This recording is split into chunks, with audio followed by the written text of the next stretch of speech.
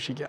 പിന്നെ ഈ വർഷത്തെ ഹജ്ജ് എന്ന് പറഞ്ഞാൽ പ്രത്യേകിച്ച് ഒരുപാട് ക്ഷീണമൊക്കെ വരാൻ സാധ്യത കൂടുതലുള്ളതാണ്. കാരണം ശക്തമായിട്ടുള്ള വെയിലത്താണ്. പിന്നെ തലവേദനയും വരാനുള്ള സാധ്യതയുണ്ട്. ഈ ഒരു സമയത്ത് സൂക്ഷിക്കേണ്ട കാര്യങ്ങൾ എന്തൊക്കെ? ശക്തമായുള്ളൊരു ചൂടത്ത് ശക്തമായിട്ടുള്ള തലവേദന, ഓക്കാനം വരിക, തലകറക്കം, പിന്നെ വരണ്ട ചർമ്മം, ഇതൊക്കെ ഫീൽ ചെയ്യാനുള്ള സാധ്യതയുണ്ട്. അതിനെന്താ ചെയ്യേണ്ടത്? നേരിട്ട് സൂര്യപ്രകാശം അടിക്കുന്നത് ഒഴിവാക്കുക.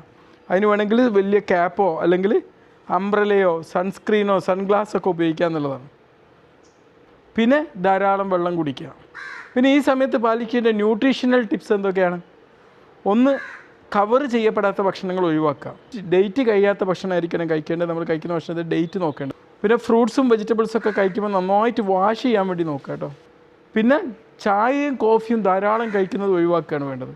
പിന്നെ ഒരുപാട് ഇൻഫെക്ഷനൊക്കെ സ്പ്രെഡ് ചെയ്യാൻ സാധ്യത ഉള്ളതുകൊണ്ട് എന്ത് ചെയ്യണം? ആ സമയത്ത് നന്നായിട്ട് ഹാൻഡ് ഹൈജീന്, സാനിറ്റൈസർ, മാസ്ക് ഇതൊക്കെ ധരിക്കാൻ വേണ്ടി